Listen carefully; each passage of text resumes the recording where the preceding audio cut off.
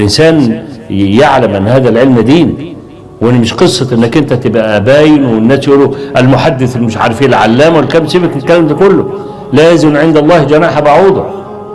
لا، كل هذه النياشين ستخلعها وانت مسافر. اوعى تكون فاكر المحدث العلامة الحافظ الكبير ده له قيمة، ليس له قيمة عند الله عز وجل.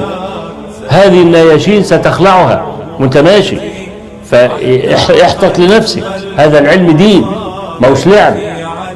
مش سهل انك تلعب في الدين. ستقف بين الله يدي الله عز وجل بلا نياشين. وفي أكثر من أمير المؤمنين، في أعلى نشان من أمير المؤمنين عمر بن الخطاب خلعها وهو يموت. قال لعبد الله بن عمر ضع خدي على التراب. ولما أراد أن يدفن بجانب النبي صلى الله عليه وسلم قال لابنه عبد الله: إذا إلى يوم المؤمنين لا تقل أمير المؤمنين، فإني لست اليوم للمؤمنين بأمير، أنا لست أمير المؤمنين. ضع خدي على التراب، خلع نجان أمير المؤمنين. لم ينفع عند الله أن يخلع أمير المؤمنين أو الحاكم أو الملك أو جلالة الملك أو الرئيس، ما له قيمة عند الله. اخلع نياشينك، لا تزن إلا عملك إذا لقيت الله عز وجل. فإياك أن تضطر بالمحدث والإمام والعلامة والكلام لا قيمة له عند الله يوم القيامة. اخلع نياشينك، كفى بنفسك اليوم عليك حزينا.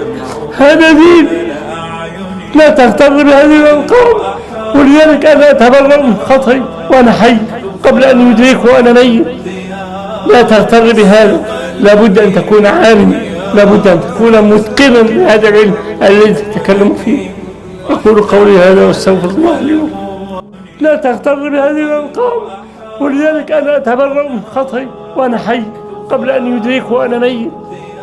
لا تغتر بهذا، لابد أن تكون عالما، لابد أن تكون متقنا لهذا العلم الذي تتكلم فيه. أقول قولي هذا واستغفر الله لي. أقول قولي هذا واستغفر الله لي. أقول قولي هذا واستغفر الله لي.